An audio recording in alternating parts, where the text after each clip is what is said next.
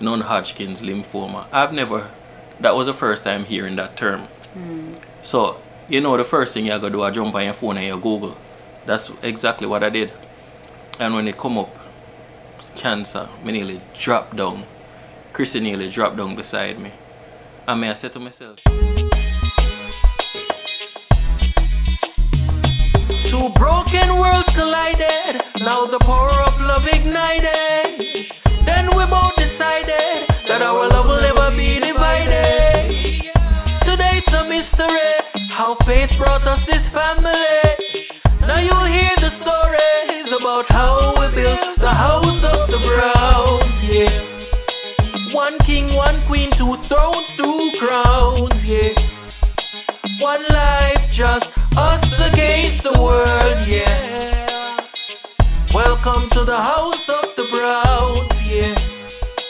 Yeah, yeah, yeah, yeah. Welcome guys to another video from the house of the Browns, and in today's video we are going to interview Nico.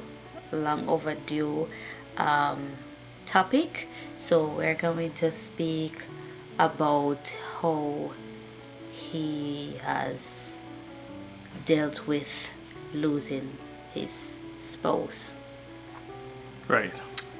I mean, Nico asked me to do this video and I was ecstatic because, I know his heart. I know he always wanted to reach out to his supporters who, your Facebook supporters who has been there with him throughout the whole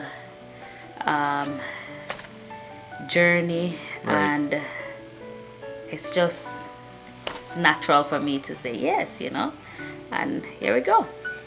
Right. All right, so let's get into it. All right. So I do know from, most of us, well, pretty much all of us, have or has experienced some form of trauma when it comes on to losing either a spouse or a family member. It's never easy to lose someone, and to lose your lifetime partner, your lifelong partner who you have committed to, pretty much joined in marriage, and you never expect forever to be so short then, Right. And sometimes if we're not careful, the trauma can be devastating to the surviving spouse. So, and growing up back then, I used to hear, well, most of us, I know I used to hear, when your spouse died, then the other one follows right immediately after or shortly after. And in some cases, it's not like that. So we're going to hear from Nico himself, right, how he has dealt with all of that. And yes, I'm excited as well, just like how you guys have sent in all your questions to him. And now I'm gonna ask the questions that you have sent to him, and he's gonna answer them for you tonight. Right. Okay? Definitely. All right, so I must say that this is a unique situation because I'm being interviewed by my wife about my late wife. So, this should be interesting. So let's get into it. Okay. So I'm going to, I took notes. I took the notes down. So I'm reading everything word for word what you guys wrote, okay? Right. So one question. Well, before I get into the question, I know it was devastating for you, and it was a devastating time in your life. Your family, your friends, right, close friends, your Facebook supporters, everybody was praying for Cryssie, and we were just praying for her, for God to heal her. Now, Nico, right, share with us a little about how you felt when healing did not come how you expected it to? I mean, to jog back to that time, it was a devastating moment, to say the least. I mean, I thought that healing was gonna come. I believed it. That if ever in my life I exercised faith, was that at that point. No one could sway my mind or tell me otherwise. I believed in it so much. So when it didn't come in the form that I was expecting, it was devastating, I must say. When you said that it didn't come in the form, right? Mm-hmm.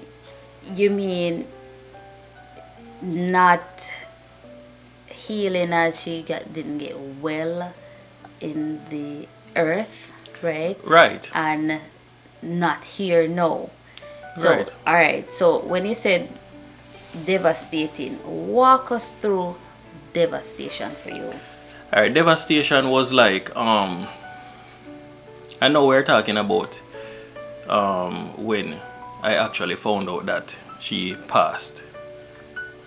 It blew my mind because I was high on faith. Mm-hmm. I believed that it was gonna turn around. She was gonna walk away from that situation. She was gonna instantaneously be healed. No more. I envisioned everything. We were just gonna go back to the doctor and they're gonna just run some tests and the test is gonna show nothing. That's the kind of faith that I had at the time. Okay. And when I actually come to the realization that it's death and death is final, I was lost for words. Instantly, me catch diarrhea. No joke. I never know so much something could have come out of me. Diarrhea catch me because I'm shocked, I'm lost for words. I remember I curled up in a corner when I realized that she was no longer breathing, because I watched her take her last breath.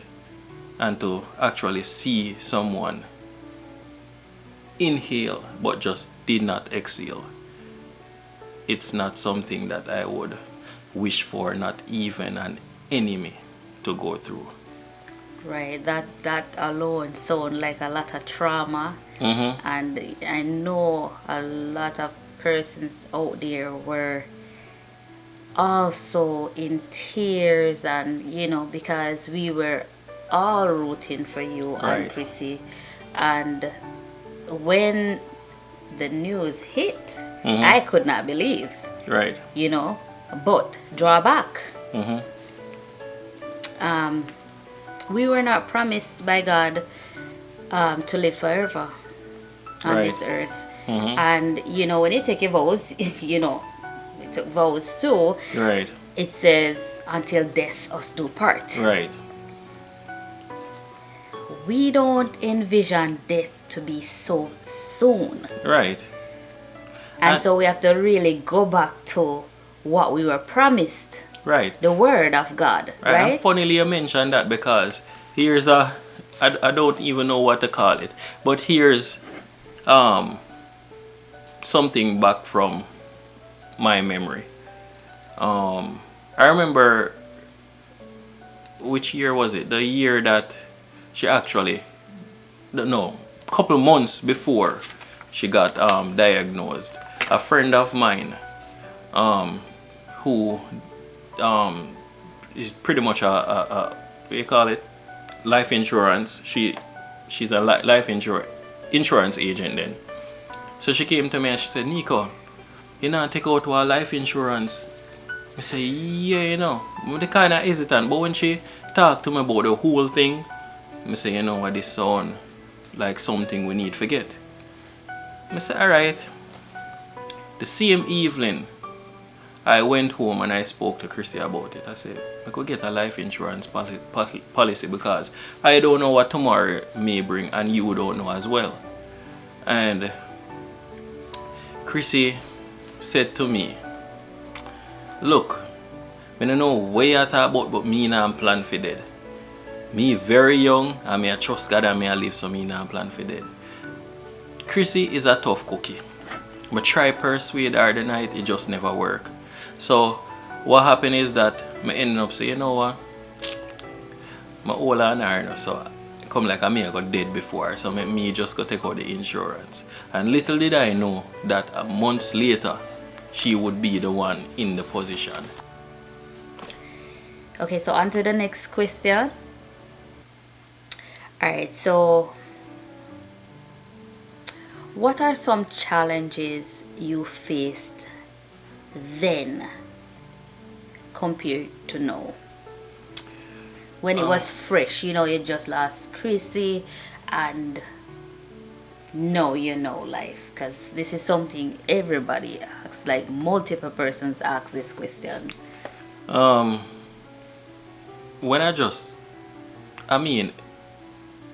I was at that time in a place that I am trying to find myself then. Because here it is that you know this person for over 10 years, you're married for 5 years at the time, so you know a little time that they are going. In total it was like we know each other for about 11 years. Married for about 5, so it's about 8 there about, I think. So accumulating those years of memories is not something that you can easily just drop and shake off. So I was in the position trying to find myself in relation to how is it that I am gonna move on past this. Because remember, as you said, when you take a vow, you are envisioning that you and this person will live till you old, till them son on. You understand? So for me, if I come to the realization that she in the earth now and she not gonna ever come back, I have to try pick up myself. Because now I kind of find myself living in the past. I live in past memories and I envision that it's real. You understand? And that is not something good for anyone, because what pretty much you are doing now is to live in a fantasy world. So I had to get myself out of that, and that over time it will get better, but it comes with being optimistic. You start to for lack of a better term, you start to encourage yourself then. And that comes with faith again and good friends around. Yes. All right, you heard that one. Okay, so what was it like for you when your spouse actually, you know, you spoke about when you found out she was ill. What was that journey like? Like, fast forward. Alright, fast forward back to that. I mean, I remember she was feeling some stomach pains. Regular Jamaican, you know, you start say gas. Gas are the number one problem for everybody. So I start say, boy, you not eat on time, and of a truth she wasn't. She eat random time. So I say you need to go back to a strict diet. You can't eat breakfast, lunchtime, and lunchtime, dinner time. And she started to develop some serious stomach issues. We kept on going to doctors. They keep on saying it's like acid reflux or ulcer or whatever. So she was getting medications for like about 3 years before she was diagnosed. We were thinking that it was like acid reflux. When it got worse is that I couldn't take her to no restaurant anymore. We couldn't go eat, because anything what she eat, it come right up back. Yeah, that's when we said, no man, so this not right. And of course we chose to go to a different doctor, and I remember the doctor said, you know what, let's do some blood tests. And she ordered some blood tests, and then it came back indicating that something was severely wrong. Then we went to do a CT scan, and I remember when we did the CT scan and I went and pick up the result and I look at it, I saw non-Hodgkin's lymphoma. That was the first time hearing that term. So, you know, the first thing you gotta do is jump on your phone and you Google. That's exactly what I did. And when it come up, cancer, me nearly dropped down. Cryssie nearly dropped down beside me. And I say to myself, say, then at the same time I start looking and I say, I always hear cancer. People go through cancer with them loved one, but me never know it would actually reach my doorstep. You know, when you hear say, oh, Tom strokes down this, I have cancer, you say, oh, I'm sorry for them and I pray for them. But when it really hit your door, it's like it's a total different feeling. It's like nothing, everything is now blurred. Right, so that was how I reacted to the news that early stage, and so we went on to try to find help, because we started to say, you know what, we can beat this thing. And I see it, right. Oh, you know, we tend to, you know, I'm not saying we take everything for granted, Right. but at the same time, sometimes we never know the shoe of another person until we put it on, you know. Right. So that leads us to the next question, guys. When you remember, Cryssie, because I know things happen, places you have gone to, or you're going, or you know, a song or something comes along, like probably a wedding anniversary, Right. or something. When you remember or something like that, because you know the brain is like a Polaroid camera. Right, exactly. Snap and it remember, right? So when you remember things you guys have done together, or you know, just a flash of a memory, how do you deal with that? Well, no, and as I said before, over time things will get better. When you try to find a happy place, things that will now replace the void, then it gets better. But before, like for instance, Devon House was one of our go-to places by default, because you know, when you're Jamaican, you know, always I have the money for go out every weekend to a high-end restaurant or whatever. So we both worked in New Kingston, and we say, you know what, it's a perfect chill spot, it's peaceful, you don't have to deal with no violence or no robbery or whatever. So we always hang out after work at Devon House and we'll buy ice cream. After the death of Cryssie, it's like for months I avoid driving on that road, Devon House Road. I forgot what it name. I just avoid it because it brought me to a low place every time I pass it, to the point where it just made me sad. And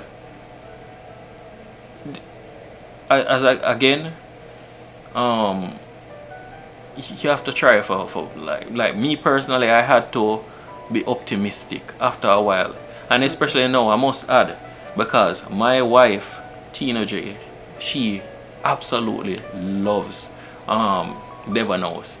So it's now what you call me, I'm caught in a rock and a hard place at that point. So one thing I have to say, would you say that in order to heal, like say you go Devon House, you have to actually embrace it, like own the Devon House experience and say, no, me and Cryssie spot this, you know, but Cryssie is no longer here.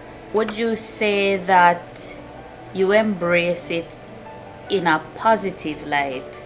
You know, you just remember the joy of being there versus, oh, she's no longer here, I'm gonna feel like part of my limb gone.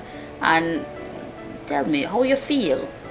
Alright, I'm no psychologist, but naturally humans tend to hide away from stuff that brings some form of sadness or whatever it is. So naturally I was in the position, as I said before, trying to hide myself away. I diverted. But after going back to Devon House, I started to encourage myself. Try to think about things in the best light and not the worst. So whenever I would go back to Devon House, especially when you and I started to go there, I started to say, you know what, Cryssie and I had fun memories here. Devanos is not a bad place. Let me enjoy it, and let me, if ever my memory jogs back to Cryssie here, it should be of a happy place, not to bring sadness. Right. So that's how I started to heal myself from shying away from places like Devanos. And then by doing that, it now becomes a happy ground rather than a sad ground. So then I can going onwards, I can enjoy it Right. without thinking about sadness. And that's a good way to think about it, because you know we experience trauma probably on a daily basis. Maybe it's not a death of a spouse, but we do experience trauma. And if we should just not go where we go every day, You're just hiding Yeah. from your fears rather Yeah. than facing them. right. So like that answer. Okay, so question.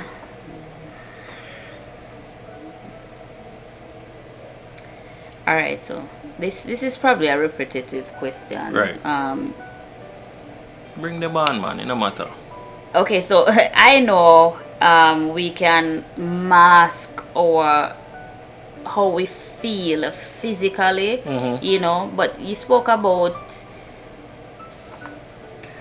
this already, but you know, we can mask our feelings physically, where we put on a smile, right, and inside we kind of tear up, we are torn to pieces, and we dress up in our bush jacket and all these things, right? And nobody would suspect that something is wrong with us. Right? So mentally, in that mental state of yours, what does that look like? Mentally, that is one of the worst places you can be. And I'm gonna give you instances as to why I am at this conclusion. Remember, when Cryssie was diagnosed, we made a whole lot of sacrifice. We just rented a home in Portmore. After about 3 months in a new home, we had to give up the home. I was the sole breadwinner. We had a car, a very nice car. I had to go into the bank, sell the car, and move on. So now I was without a car. So you're stripping down little by Stripping little. down, right. So even though I am pumping my faith, I am subtracting when it comes on to having material things, like not even to say material things, just the basic necessities of life, to be able to transport yourself, to do certain things. I had to retract, and you know. So here it is that you're building, pumping up yourself in faith, but then the struggle is now real. I remember at one point, to the point I had to now start to pinch the money, because she's going through a sickness. Money is low because our income together paid the bills. Now it's only me. And big up to our boss, because her boss helped us tremendously. But anyhow, I remember to the point that she was in the hospital down by Public Hospital downtown, and I was working in New Kingston at the time. I had to budget how I spent my money. So what I would do is to walk from New Kingston down to downtown, just to make sure that I saved that money so I could take the bus back home to Spanish Town. So I did a whole lot of walking, and a whole lot of sacrifice was made. And then now, fast forward to she being, you know, at the point where death is present.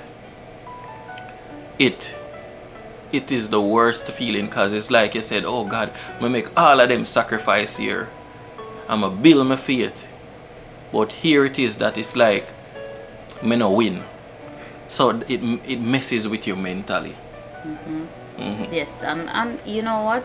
It's funny how you said that, you feel like, win. But in reality, you have won. Right.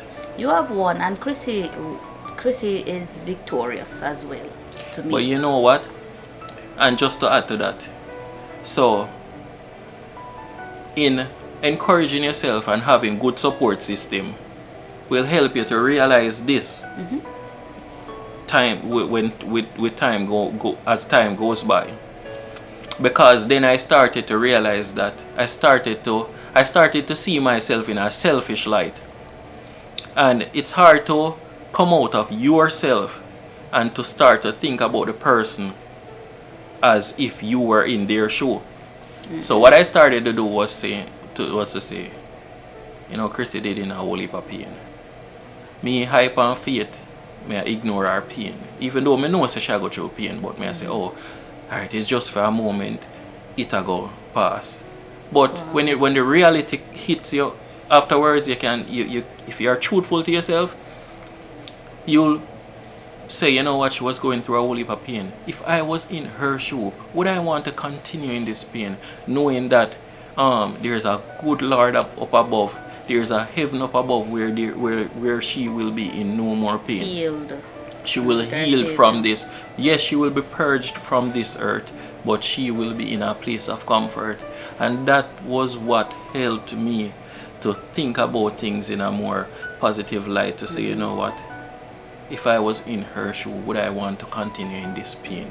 And that is good to realize, because a lot of us stay and mourn for a long time. And, according to the Bible, if you read the word, you shouldn't mourn too long. Right. I can't imagine what you were going through. You said you worked. So Cryssie, where was Cryssie when you were at work? So Cryssie was home with my mom. Okay, so you when all right, walk me through.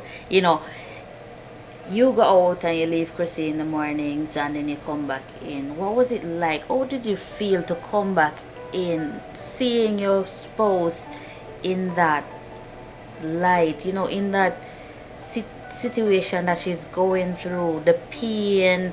She lost a lot of weight. We know that. Right. But I know for one thing, Cryssie was always in high spirits. Right. So how you feel coming home to a spouse? Funnily, I'm gonna have to add this. I took my sleep on the bus coming home. That I when me get my sleep, because when I come home, remember say you have a different set of work for pick up. I have to rub her feet, I have to listen to her day. When she in a pain, I have to rub her back, I have to pray for her, I have to now prepare meals. Cryssie like her thing a particular way. So I have to prepare meals or prepare breakfast before. So coming in is like, I'm happy to come home to find out, to see her. Because every day going forward, especially when she started to lose weight, it started hit you. Every day is a blessing. So even though I have to go deal with business so we can pay certain bills and whatever it is, I'm happy to come home, but I have to gear myself up for a different set of work. So, you said you had to prepare meals, right? So, was it the same thing she was eating like regular, like are your portion size? What changed when it came on to her eating habits, and how did you guys, because I love KFC. It was a complete turnaround. At first, she adhered to a strict diet. No sugar, no this, that, we're trying to keep it all natural. But after a while, she just not have that. I remember she used to complain to my brother, anybody where she can find around me for complain, say me I stress her out, She say me I stress her out because me just want she eat this, and she can't bother with this no more because she long for taste piece of KFC and she long for taste piece of Island Grill. So it became a battle. You get what I say? Like a tug and war. Like a tug and war. I know it can be it can be very hard to change your diet, you know, because for me, I probably couldn't do that. I don't know. Right. One question we got so many times, I was a bit skeptical to ask you this question because I felt it was somewhat personal, but then I'm like, okay, they want to hear it, so let me ask the question. So, did you and your previous spouse, your wife, Cryssie, talked about you moving forward or moving on without her? No. She mentioned it to me like a week before she died, or say for instance, probably about 2 weeks before, thereabout. But I shunned it. I totally dismissed it. Because remember, as me say, with my hype and faith, none of this I need to expect at that time. I not expect death. As you remember, me even asked everybody, the world pretty much in that fast. So at that point, me just believe say she just in to walk away from this situation. Remember when she mentioned it to me, say, you know, me think you see, when me gone or if me no make it, find somebody nice, yeah? Somebody who will take care of you, somebody nice. And make sure you go travel the world and you go do this and that. She said that. I say, I start shut her down now. I said, nobody even thought that because in my head, and me and her are going to do all of that. So. Okay. Oh, wow. Wow. Okay, so we almost finished with the questions. Because I didn't take off all the questions off. But this question now. You know, some would say that, well, some have said it, that you look like you have forgotten about Cryssie. And you have a new future Right. with someone else, and you have a whole new family. Have you forgotten about Cryssie? I mean, remember, me and Cryssie never part because we can't agree or we are fuss and fight. We were separated because of death. We had great memories. Every relationship, teeth and tongue meet, but for the most part, we had great memories. We never have issues, like we never part for that reason. So one would still remember. But here's the thing, you have to draw like a line. I can't live the rest of my life in sadness. And in moving on, you're not gonna forget about, and I have to say this, my biggest rock, my biggest support system right here. There are days where I'm down and she automatically know why. Not because I'm not come publicly for burden others with me, my grieving and my mourning and all of them something. Yeah, I'm at a place where I grow now. I get better. So therefore, you're gonna cry less. You're gonna speak about it less. It doesn't mean that it's totally gone. Right. The memory still lingers. But when you have a strong support system, because Tina know exactly when me in at that point there. And she sometimes she not even bother saying nothing. She just come give me a hug or whatever it is. So for those who's thinking that I forget about her, no, naturally you're not gonna. But then now you have a life to live. She's sad to say she's in the She's where we want to be. Right. Pretty much. Exactly. She's in heaven. And oftentimes I say to myself, say Cryssie better than me because she there a place where every Christian, everybody a dream for go. Right. You get what I say? Right. So I'm not gonna live my life mourning and feeling sorry. Say Cryssie passed when Cryssie in a better place. But now I try move on, be happy, and celebrate her when it's time to celebrate her, but right. not like 24/7. And come on, I'm not gonna come stressing out with that. So You know, that's pretty much it. Share with us some of the negative, because you know, with every positive, there's some negative that comes along. Have you encountered any, or can you recall any negative comments or while you're going through the situation?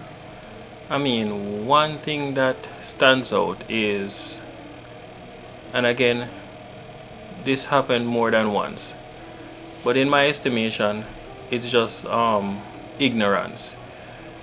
I remember one particular gentleman, he saw me and he was trying to give me some encouragement, but his way of giving me encouragement is not necessarily one that is recommendable to others.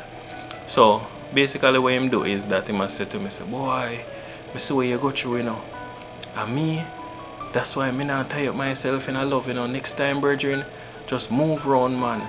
Not tie yourself down, because you see when you tie yourself down in a one relationship and you have one love, you more forget hurt, man. Just move around, man. It's like all now your wife dead and she gone and thing.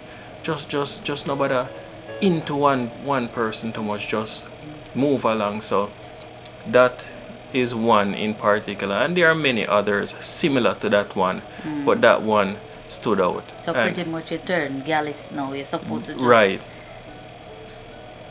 That's rid it. of a Right. spouse and you know what? marriage And it's funny because a whole lot of Jamaican men in particular, thinks that one way to avoid hurt or any form of hurt is to just not commit, rather than to just put one foot in, and if things doesn't work out, they are not in totally. So I guess that's his way of giving me some form of advice. But again, it all boils down to having a good support system, because my circle at the time, the circle that I had, gave me advice in a positive light then. Right. So yeah. And that advice wouldn't be Christ-like. So again, Right. it wouldn't align with who Right. you are as Again- a person and in Christ. Again, he felt my pain and he was trying to reach out, but it's not every what would you call it? Not every advice is good advice, True. so to speak. And one can only advise you on what they know, Right. you know. Mhm. Well, all right. That was a negative, positive one. I know, right? Right. I mean, I laughed to myself when I heard it. Yeah. But you know, again, he's just encouraging you the best way he knows, He knows how how to. to. You know, we are at the end, but I first want to ask you this. You know, for those persons who are going through a similar situation, it doesn't have to be a spouse, right? It could be a close friend, family member, anybody, you know, a loved one. What advice do you have to give to them? My advice is to take the time to grieve. Take the time to properly heal. And to give you a perfect example of this is that after the funeral, remember that you went through so much. The whole ordeal with like being there for your spouse, being there for your loved one, whomever it may be. You went through a rough time, sacrificed a lot. Then you went on to the whole burial process. Then after all of that, it's really important for you to take that time to grieve. Cry if you have to. I mean, you should cry, let it all out. Don't bottle it up inside. I mean, I pretty much was doing that. After the funeral, I was playing this macho type role. And to the point that I was stressing inside so much that one night I was on my bed and my heart just kept on beating. It was scary. Everything was dizzy. I couldn't feel nothing. When I tried to hop off the bed, I almost fell to my face. I crawled to the bathroom and I took a shower, and then I revived myself a little bit. And then the realization hit me that, look, you're doing harm to yourself. So again, properly heal. Take the time to cry. I mean, also, and I can't even mention it enough, a good support system is important. Have persons around you who will check up, who will pray, who will care. Because, I mean, don't rush the happy time. That will come, but take the time to heal. It makes no sense for you to prematurely head into the quote-unquote happy phase when deep inside you haven't passed the stage of grieving, crying, letting it all out. I mean, it's a time and a place for everything, and everything in its season. There's a time for mourning and a time for joy, a time for dancing. Take the time to properly go through these seasons. Right, then you hear from Nico himself, guys. That was heavy. That was, that was a good one. So, grieve. Right. But not too long. Yeah, it's important. So, Nico, again, thank you for taking this time out to talk to you. So now we have it, guys.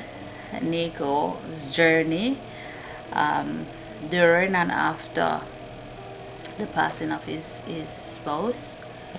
I know Nico wants to big up some people, so go ahead.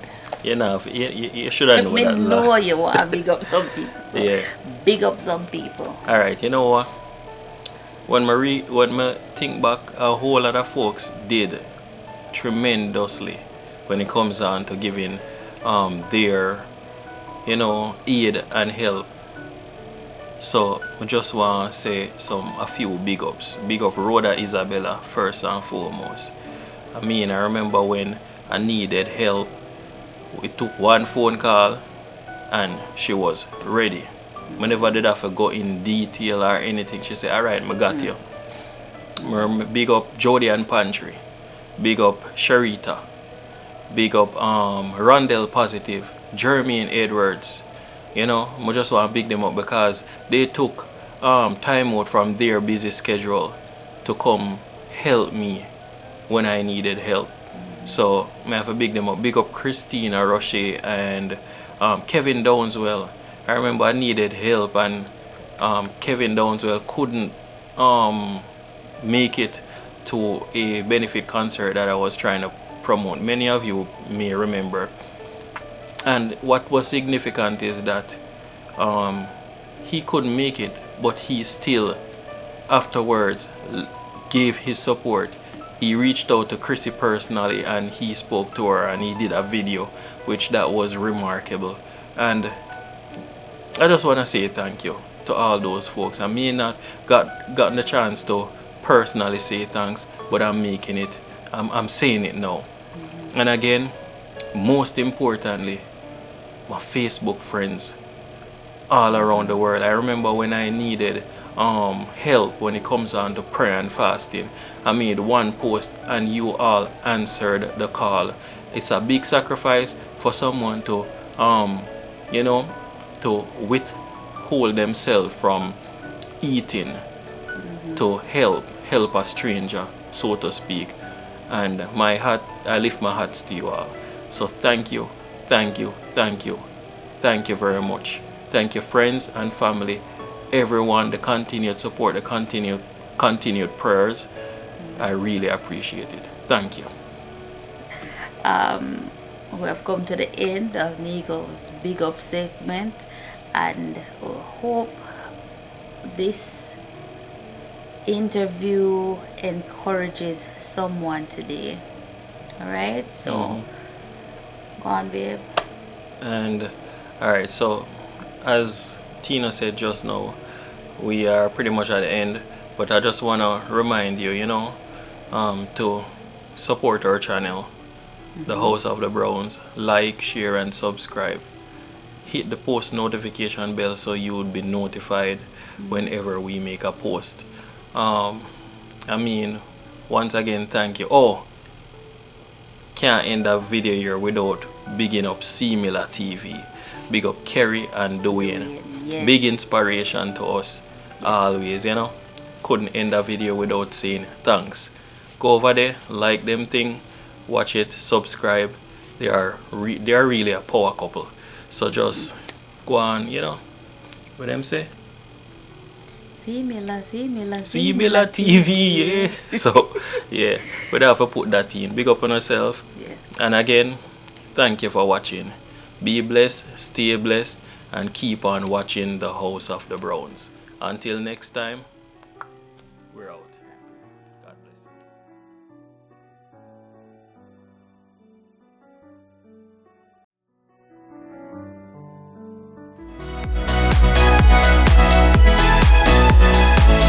Guys, don't forget to like, share, and subscribe.